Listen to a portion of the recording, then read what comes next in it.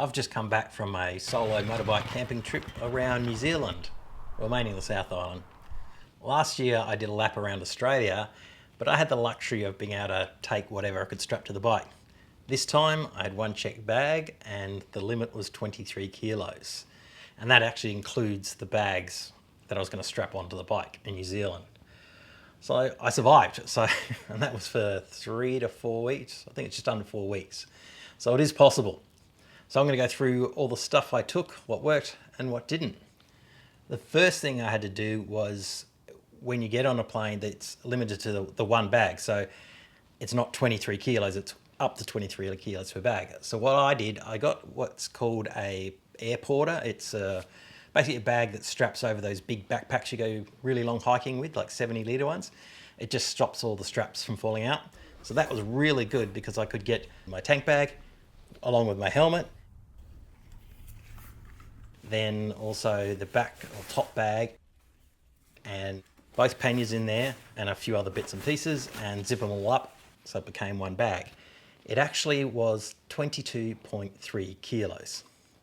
This didn't include my backpack, which was carry-on, and that had all the camera gear in it. The other thing to also save on weight was I went over on the plane in my riding pants, as well as had my riding jacket on and another top underneath, and the boots I was riding as well, because they were the heaviest. First are the riding pants. They're the John Doe Defenders, and they're Kevlar lined, and they also have the armour on the hips and on the knees, and they're quite soft and comfortable, so they're really good for all day riding and just after, because you're not always on the bike. They're not waterproof, but they're a bit breathable because of the wind, but in New Zealand having something warm was really good. But yeah, just plain comfort. Jacket wise, I took the Atkin Moto. I've had this one for a while.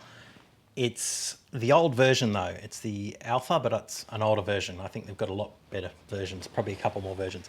It's got armour, it's abrasion resistant for if you happen to unfortunately go down the road on your back. And if you're not into that adventure gear look with the jackets, this is a good option, more like a snowboard jacket. Really warm, it's got a lining, keep you warm as well, so you can zip that out. It's mainly cold in New Zealand, or cooler, and this is perfect. I never had any overheating issues, never had any being cold issues. Just when I went to the Northern Territory before, it got really hot there, so this just doesn't have that sort of vents that I used with my other jacket. But no, this thing is really good. And I think they're Southeast Queensland based in Australia. It is waterproof, and the bottom is quite far down, so when it rains, I've had shorter jackets, and when it rains you get wet around your hips. This one doesn't, because it is a good 6 or so inches longer than a normal jacket, which is really handy. Rate it, really good, and especially for places like New Zealand. Boots. These are the TCX Blend 2. They are really comfortable, especially off the bike, and they are actually waterproof. Just in New Zealand, I was going through a lot of river crossings and the water would go up my leg and then fall in the side.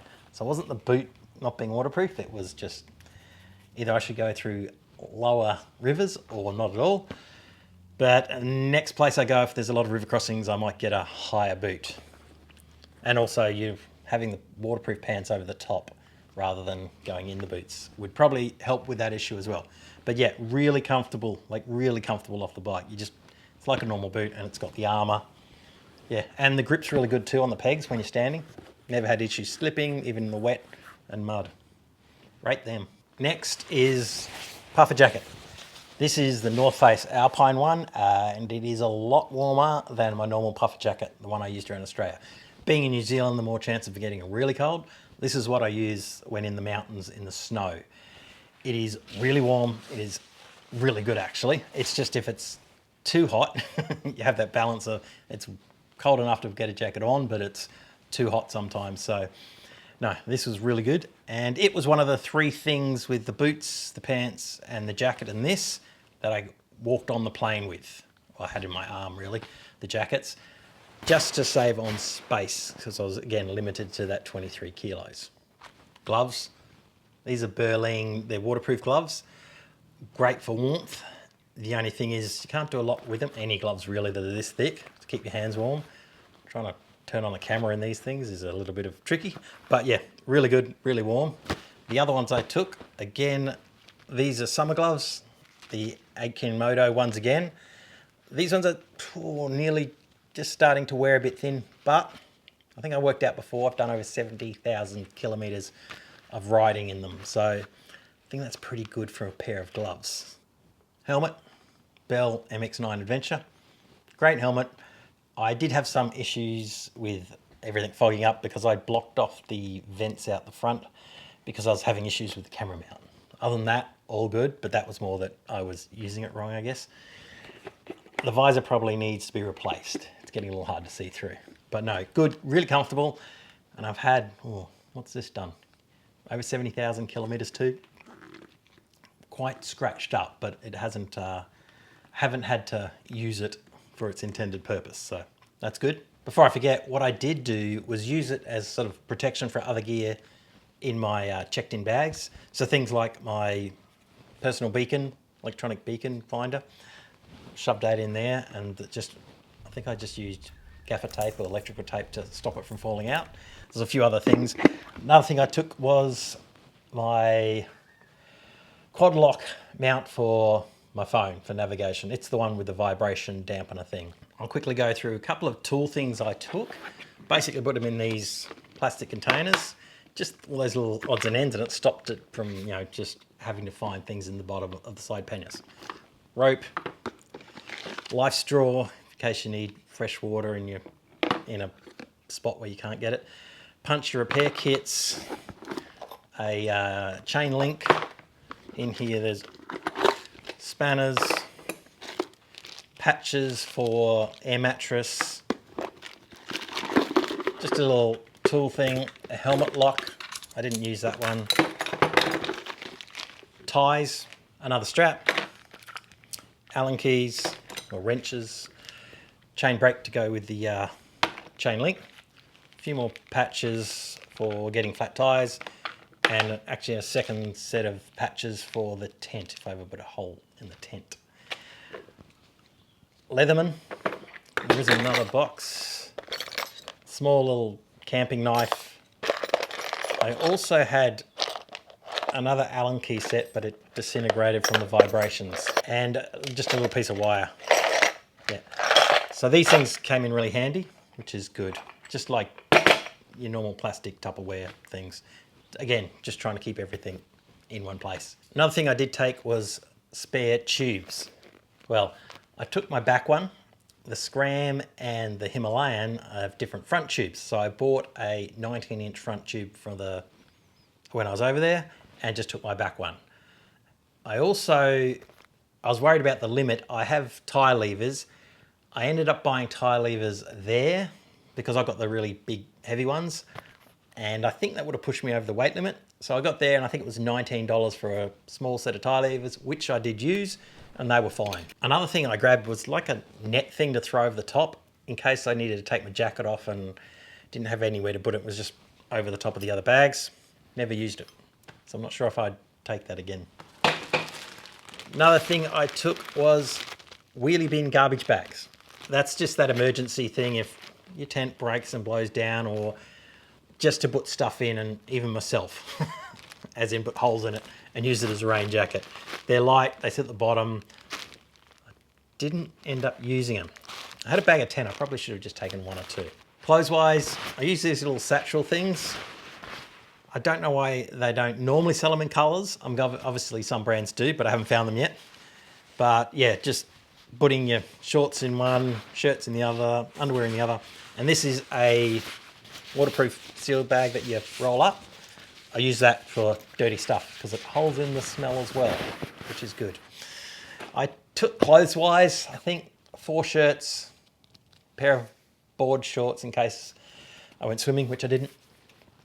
A long pair of pants, underwear and socks. I think I took about 8 pairs of socks, and I used them all the time because I kept getting my feet wet. Other gear, because of the cold, I did take a beanie. Unless you're in Canada, it's a toque. Thermal top. Before I left, I couldn't find my thermal bottoms, so I had to buy some over there. But definitely needed them, so it was good. I found them now, so next trip, if I need thermals, I've got 2 pairs. Towel, for obvious reasons. I also used that and I folded it over the helmet in the checked in luggage, trying to give it a little bit of protection. I didn't see any damage from someone dropping it, although they probably could have.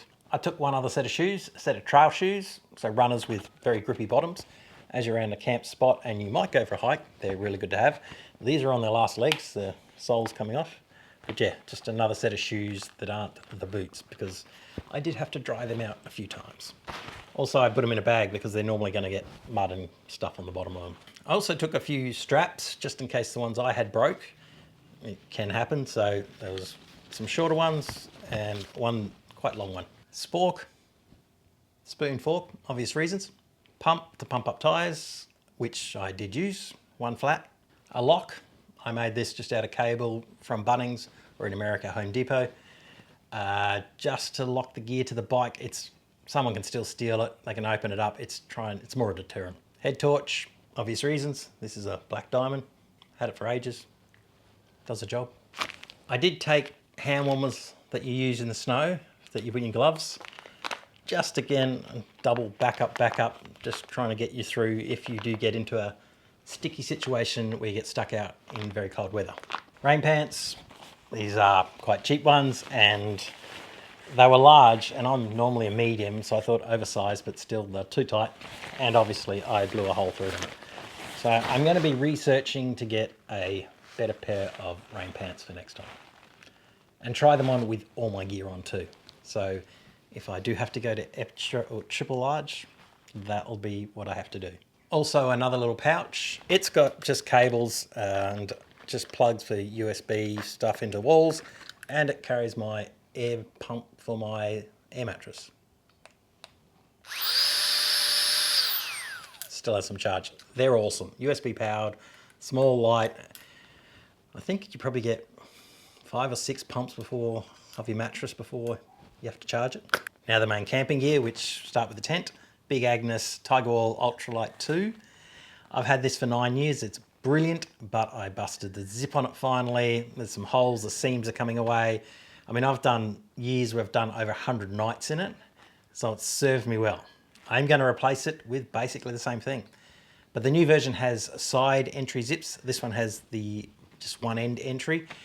The bonus having side entries is when you get in the tent, after a really long day on the bike and you've got your gear beside you, just to try and spin your legs around, the position's quite tight.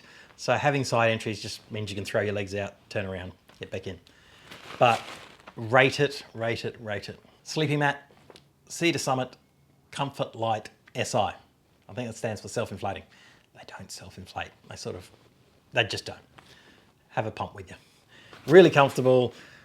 For me, I'm quite used to sleeping on the ground, so this is luxury. Again, I did puncture it, but I was sleeping on rocks and dragged it across rocks with stuff on it. My fault. The one piece of camping gear I did get just for this trip was a new sleeping bag. Well, a quilt, which is this here. Oh. So basically the difference between this and a sleeping bag is, with a sleeping bag, if you're laying on the material, it actually crushes it, and they work by having that air in between that material, and that's how it keeps warm. So this one you just lay over the top of you. As long as you've got a good sleeping mat, they work really well. It can zip around your feet, so a little pouch for your feet. And the benefit of this is when you want to turn around, and I do it a lot before I fall asleep, normally stay still when I sleep, I always get tangled up. So this was just quite a revelation in sleeping while camping.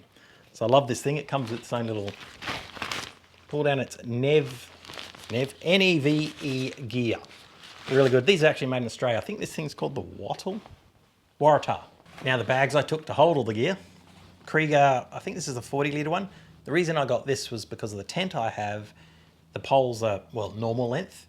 The new tent I'll get will have the shorter bike packing poles for gravel bikes. So I don't know if I need the length, but no, it's still really good. No issues with it.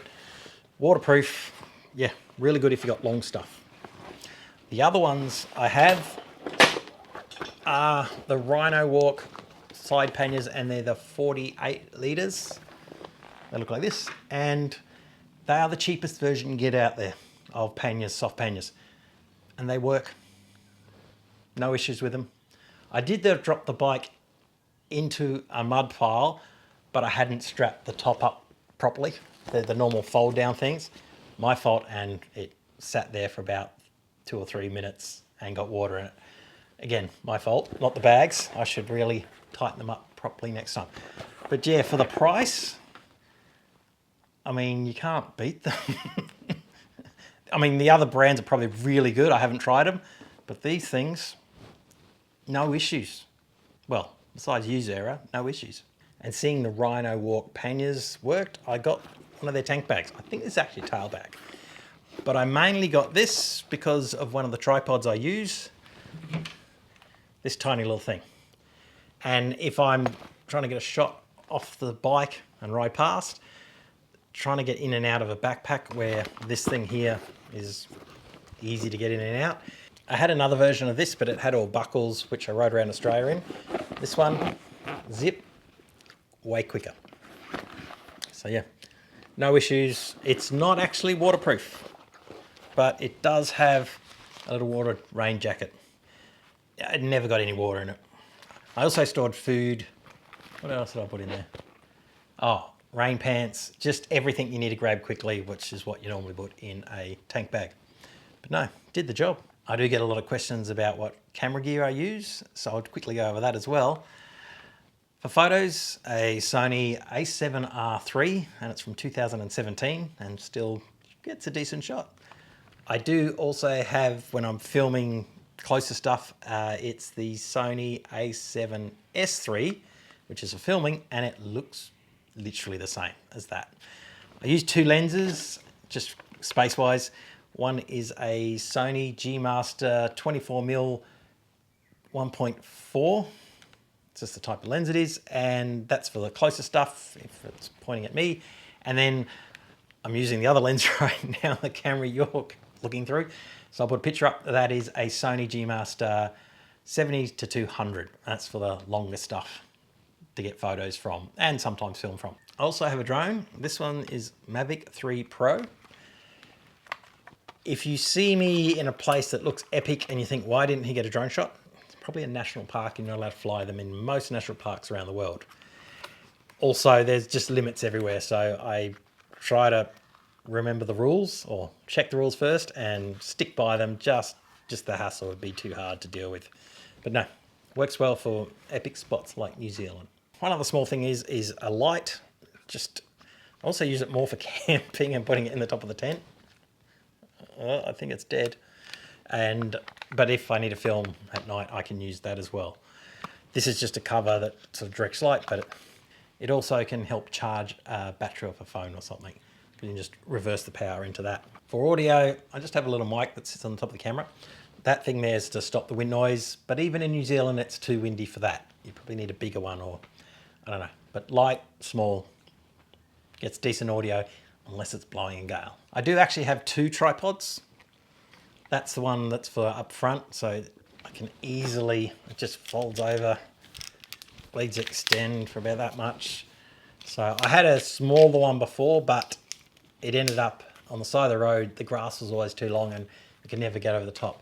The larger one is for obviously my height, if I'm going to stand and talk to camera, or I'm trying to get a photo and I need to be really stable. That's what that one's for. It's old, but it's super light and rugged, and it's busted feet and things, but it does the job.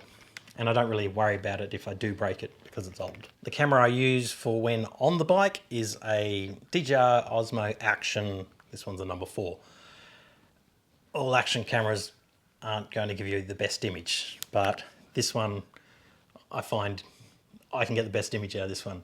The other major brand, I struggle with just keeping them working. So yeah, not the best image, but it's just because of the size of it, that you can't beat them. So that is everything I took, and somehow got everything under 22.3 kilos.